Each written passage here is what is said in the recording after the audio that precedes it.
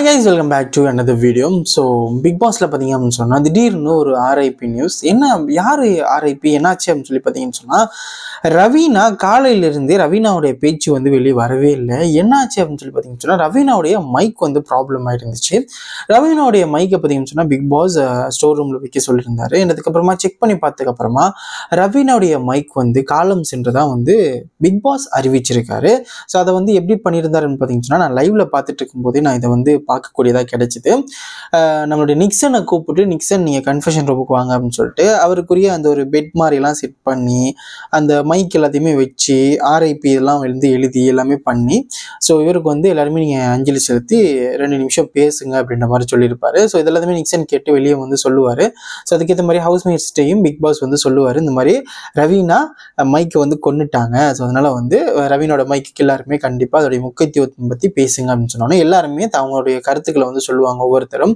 So இந்த மாதிரி வந்து எவ்வளோக்கு நம்ம முக்கியத்துவம் கொடுக்கணும், இது வந்து எவ்வளோக்கு முக்கியமான ஒரு பொருள், ஸோ இதனால தான் நம்ம வந்து வெளியவே தெரிகிறோம், ஸோ இதை வந்து நீங்கள் இவ்வளோ உதாசீனப்படுத்தக்கூடாது அப்படின்ற விஷயத்தையும் வந்து எல்லாருமே சொல்லுவாங்க.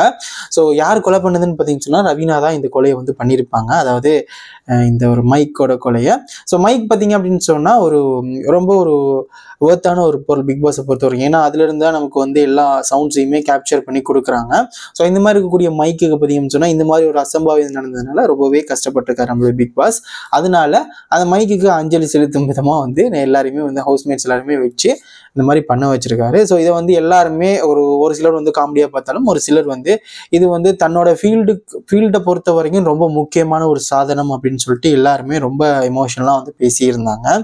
அண்ட் ரவீனாவும் கண்டிப்பாக இதுக்கப்புறமா நான் இதை வந்து ரொம்ப முக்கியமாக பார்த்துக்குவேன், கண்ணுக்கு அர்த்தமாக பார்த்துக்குவேன் அப்படின்னு மாதிரி சொல்லியிருந்தாரு. தினேஷும் பார்த்தீங்க அப்படின்னு சொன்னால் ஒரு சில விஷயங்கள் ஷேர் பண்ணியிருந்தார். நான் வந்து இதை வந்து இதுவரைக்கும் என்னுடைய அந்த ஒரு கைண்ட்னஸோடு தான் நான் அந்த மைக்கை வந்து பார்த்துட்ருக்கேன். பிகாஸ் இந்த கேமராவோ மைக்கோ இல்லை அப்படின்னு சொன்னால் இந்த ஷோவே வந்து வெளியே தெரிஞ்சிருக்காது, இது எல்லாம் இருக்கிறதுனால தான் கண்டிப்பாக தெரியுது. ஸோ இதை வந்து கண்ணுக்கு அர்த்தமாக பார்த்துக்கணும் அப்படின்ற விஷயத்தையும் சொல்லியிருந்தாங்க.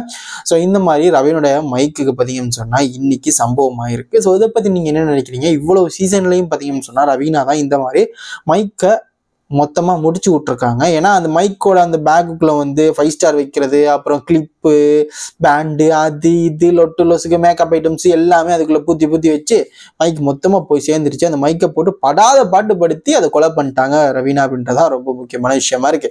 ஓகே guys, ஸோ இதை பற்றி நீங்கள் உங்கள் கருத்தில் வந்து கீழே மறக்காம கமெண்ட் பண்ணிடுங்க. அண்ட் அது மட்டும் இல்லாமல் இந்த வீடியோ உங்கள் ஃப்ரெண்ட்ஸுக்கு ஷேர் பண்ணிடுங்க. அண்ட் பிக் பாஸோட ஷோ பற்றின ரிவ்யூ வந்து நம்ம ஒரு நாள் போட்டுட்ருக்கோம். கண்டிப்பாக பிடிச்சிருந்தா தொடர்ந்து நம்மளுடைய சேனலை சப்ஸ்கிரைப் பண்ணி வச்சுக்கோங்க. Thank you and bye.